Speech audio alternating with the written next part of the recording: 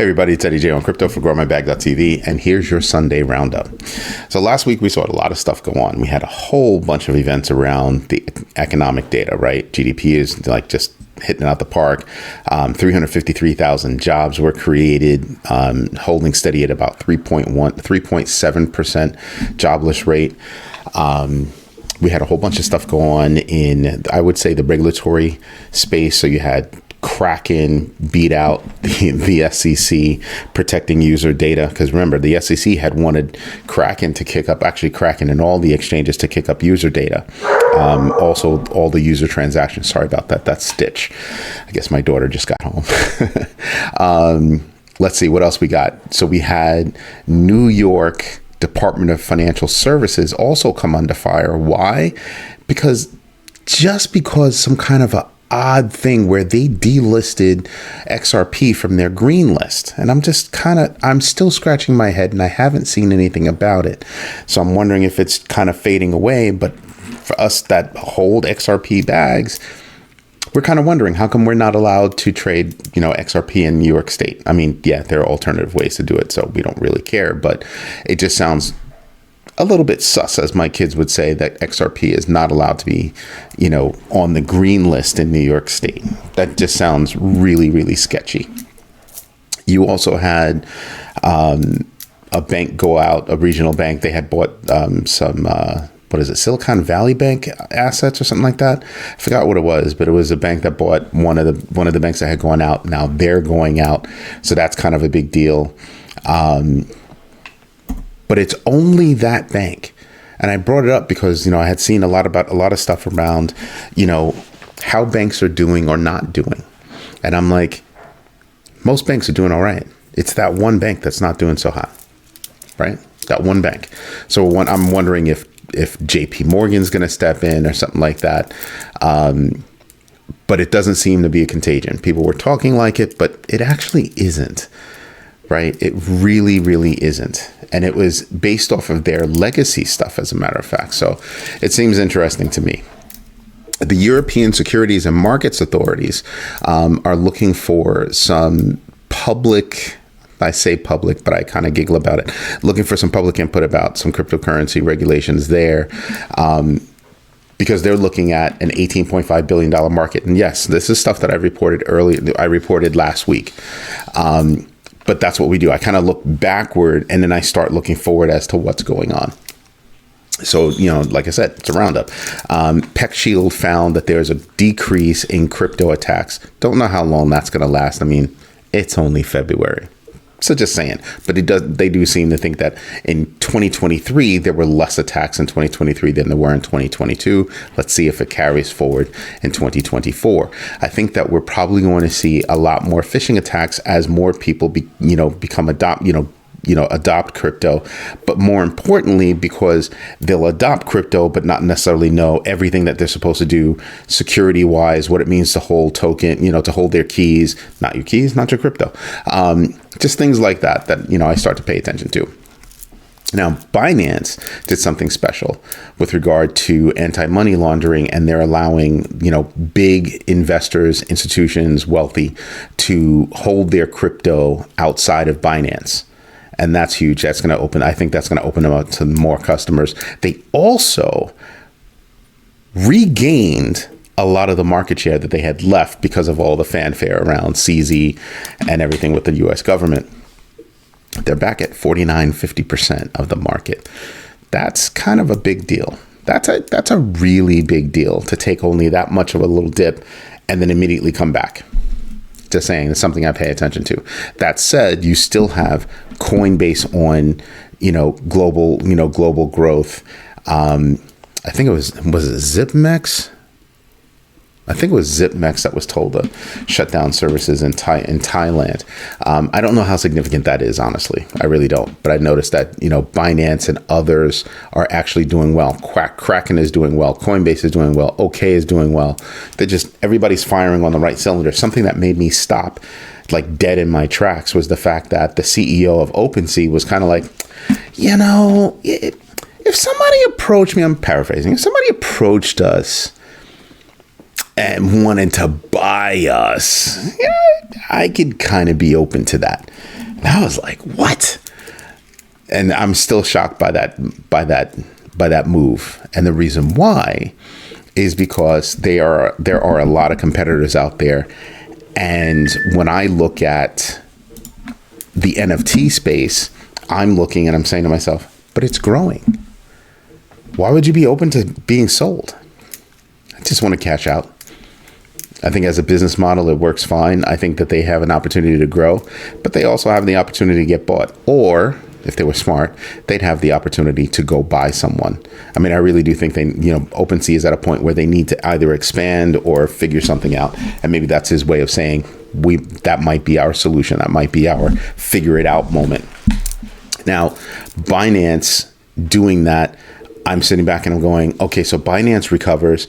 And then you're looking at the Bitcoin miners. They sold off another 4,000 Bitcoin last week. And I'm like, wow, that's kind of big. Why is that? It's really easy. The hash rate is about to double, or everything is about to get big.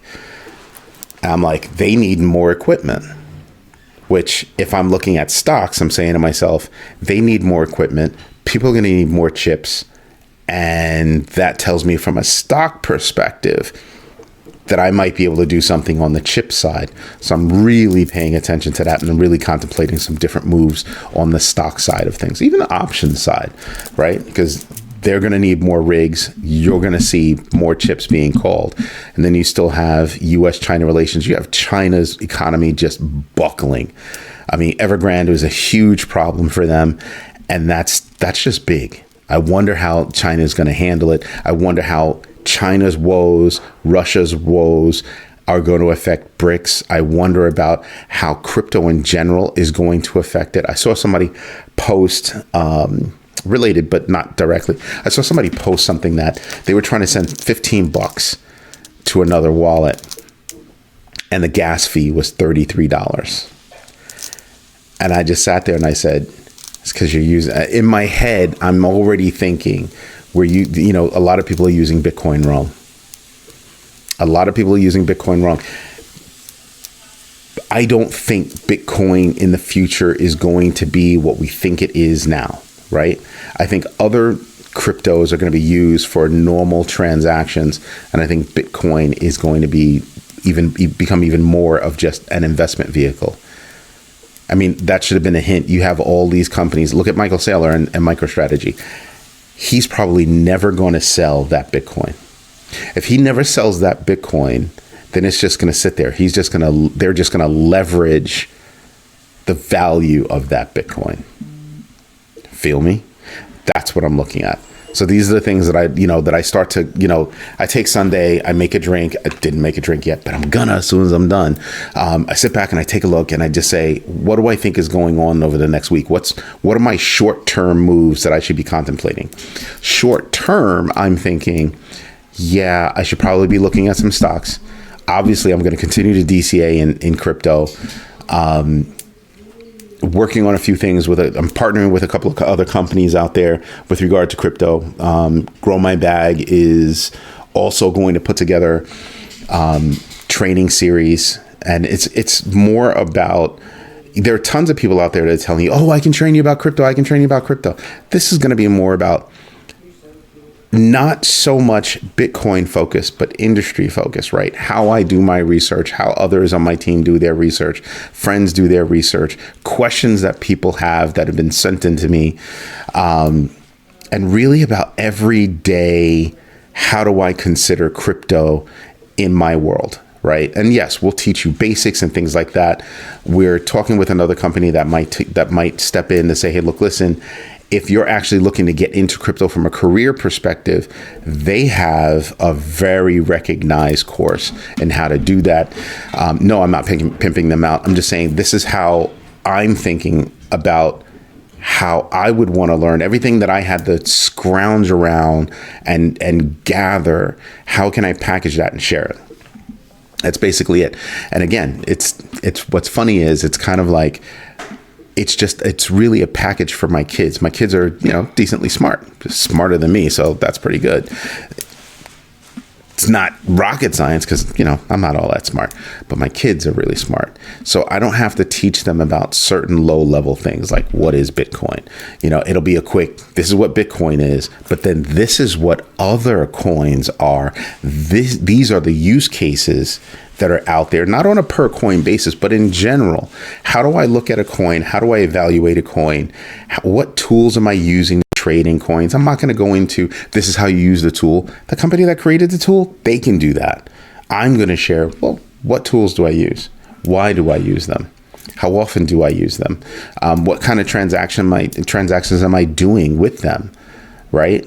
And then where do I see Bitcoin going, or even beyond Bitcoin, just crypto and Web3? Where do I see that going? Right? And this is, doing these Sunday roundups is not just for me, but it's for my kids. And I teach them, hey, look, listen, if you don't understand what's happened in the past, you'll never be able to correlate what's going on in the future, and that can actually help you make your decisions. So when I turn around and I go week by week and I say, okay, this is the news that we got about the economy, this is what we got about centralized and decentralized DEX, just things like that. Right? Like, so for example, take a look at Jupiter. Jupiter is basically a DEX aggregator. And, they had come out and they said, well, they passed, Uniswap and transaction volume for a bit. But then there was some noise, and I need to still dig in deeper about this noise, that people are saying, hey, your airdrop seemed like a disguised ICO. And there was enough noise about that I'm wondering if some kind of investigation wasn't kicked off. And I hope that, it wasn't, right?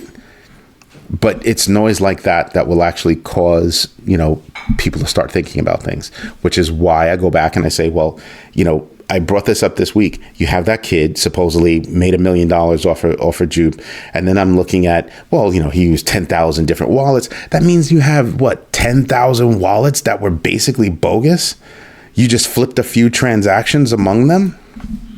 Is that real? So when I look at, it surpassed Uniswap and blah, blah, blah. Uniswap's got real transactions.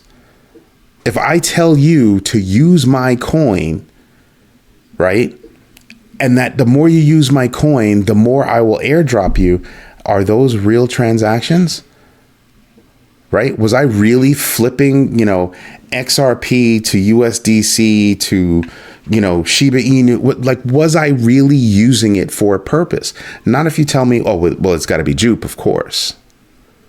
So that means one part of my transaction is always JUP. So are those real transactions? No, they're not real transactions. Those are inflated. That's an inflated transaction model. So yeah, I'd be one of those people. I'd be looking at that and kind of going, I don't know. So did you gain awareness because of what you did and how you did it? Of course. Some would say that was even a brilliant marketing scheme, but I don't know, which makes me feel the same way about future airdrops, because Jupe's not the first one to do it. It's not going to be the last one to do it, but that's how I look at all airdrops. As a matter of fact, so in one of my wallets, I hold, obviously I hold some assets, but I use a couple of my wallets specifically for NFTs. And I look inside and I go, oh, look at all these NFTs that showed up in my wallet. People saying, hey, claim your thing. Yeah, scam. Those are scams. I'm not saying Jupe is a scam, right? But I am saying you kind of fall into that, you got me scratching my head kind of space. So looking forward, I have that tucked away in my pocket, and I'm going to be listening for Jupe, what it does, how it does it, the people that are involved, the community involved. What's the real trade volume after you come off of that high of, we're going to have an airdrop? And it's supposed to happen, 2 more times, right? Again in 2025 and again in 2026. And I'm just wondering, well, how does that pan out right now? It's sort of like, I have a stock and they said they're going to do something this year. Like, think about news. And I keep telling you guys about how news works. So I sit back and I kind of go, yeah, so you tell me some news now. It's got some follow-on news that could happen down the road, and then some more follow-on news down the road beyond that. So I'm going to wonder about, how do I play that news? What comes of this airdrop? I'm watching the pattern that this airdrop makes. And then I'll see how I play the next airdrop, or I'll take that information, correlate that with the first, and then play the third airdrop. These are the things that I pay attention to all the time. I'm going through those calculations and those scenarios in my head all the time. Just, so what's up with that? Then you have, with regard to regulatory, regulations, you sit there and you kind of go, well, members of Congress are trying to introduce some kind of, regulation around stablecoins. That would be awesome. That'd be awesome. I hope they do it right. I hope they take a thoughtful approach to getting that done. So I'll be looking at regulation. I'll be listening for any kind of hints as to what's going on. So Senators Loomis and Hillenbrand, I'm wondering, what are you doing? How are you doing it? Who are you talking to? What are the meetings like? What's really the subject matter? Are you talking about that versus what Fed now is doing, with CBDCs? Or are you talking about that versus, regular crypto? Like, what are you doing? Right? So that ties back to the whole subject around what did New York DFS do, right? New York Department of Financial Services. I think about this stuff because I want to know, how can I make money? How can I grow my bag? These are the things that can help me grow my bag. Something else in the regulatory space, Hawaii abandoned their pilot program around crypto regulation. So basically that makes the state basically crypto happy, right? They need some good news. They really do. But still, I'm looking at how states themselves handle crypto, right? Texas is really tough on crypto, but they really want the Bitcoin miners. It makes me stop and look at you cross-eyed. Really does. Really, really does. From a stock perspective, we're still in the middle of earnings season. You have a lot of companies that are coming out with earnings across different market sectors. McDonald's, Caterpillar, Alibaba, Philip Morris, Pepsi. You have a lot of companies across a lot of different sectors that are going to be able to give us information and insights as to what sectors are hurting, what sectors are doing well, what sectors might be able to give us, some kind of idea about, we might be able to make money in that sector. Nobody was expecting, Meta to do so well, but they did. I am paying attention to Google laying off a whole bunch of people. Why? Because I have a friend that was just in the last round of layoffs.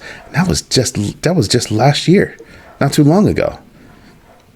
I also pay attention to what kind of skill sets they're letting walk out the door. Right? So if I'm letting go of people that are kind of working on my future thought process, my future products or whatever, I wonder, well, what is that company doing? I know Google is thinking about a lot of different things right now because search engines are changing. There are a lot of people that are not leveraging search engines the way they used to. Give me another year and I'm going to want to see the amount of research that's done via AI versus the amount of research that's done via normal search engines. That's going to be interesting, and that's going to be a space in which I'm going to want to play. Anyway, I don't want to be too long this weekend, but I think this week is going to be very telling. I think last week's, economic data is going to drive things this week. And also I'm paying attention every day that we move closer to the halving event. I'm wondering what's going on. This week, I'm also paying attention to any other Ethereum spot ETF noise. Anyway, this is Eddie J on crypto for growmybag.tv. I really hope you like what I'm doing. I hope you like the idea of us putting together real classes for real people. If you have ideas about subject matter, questions you have, remember, I'm not looking to go into a specific product. And the reason why is because the company that made that product can go into that product. Now, if you're asking me about a product from an Eddie perspective, like how would I use it? Would I use it? Why would I not? Why would I? Those kinds of things. I might consider that. But for our first class, I kind of want to get back to thoughtful basics, right? What are the basic things that you think you know that you're not 100% sure of? I'd like to know. I'd also like to know if you have any improvement ideas for what I'm doing with this video. or all my videos, right? We plan on having more that will cover stocks, that will cover, that whole Wall Street market, as well as other investments, like suggestions on how you could better manage business, marketing, that kind of thing. But also what kind of tech you should be using. How are you using technology? I'm a certified project manager, and I was on an assignment a few years ago where I was helping this Fortune 500 company figure out what is the state of computing now and what should it be in 5 years. And I was a part of that team, and it was very interesting. Very interesting. So anyway, this is Eddie J on crypto for growmybag.tv. I hope you have a good one. Bye-bye.